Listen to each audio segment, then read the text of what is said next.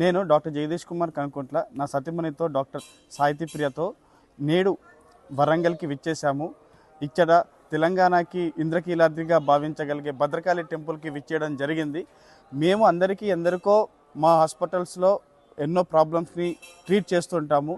మా స్పిరిచువల్గా ఎంతగానో మాకు స్ట్రెంత్ ఇవ్వడానికి, మేము ఎంతగానో మా పేషెంట్స్కి ఎఫిషియెంట్గా ట్రీట్మెంట్ ఇవ్వడానికి, మాకు ఎనర్జీని ధైర్యాన్ని ఇవ్వగలిగే అమ్మవారిని నేడు దర్శించుకోవడం అనేది ఎంతగానో సంతోషంగా ఉంది.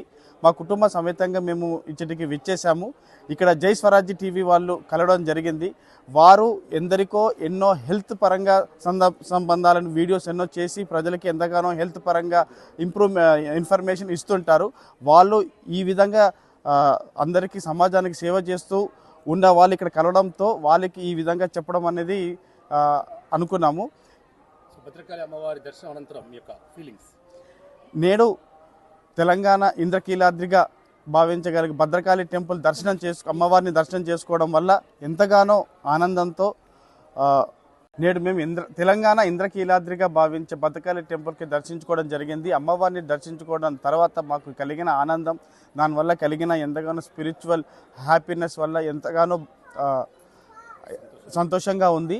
అమ్మవారిని దర్శించుకున్న ప్రతి ఒక్కరికి కూడా వాళ్ళకున్న ప్రాబ్లమ్స్ అన్ని సాల్వ్ అయ్యే ఛాన్సెస్ ఎంతగానో ఉంటాయి. ఎందరికో అమ్మవారి దీవెనలు అందాలని కోరుకుంటున్నాం.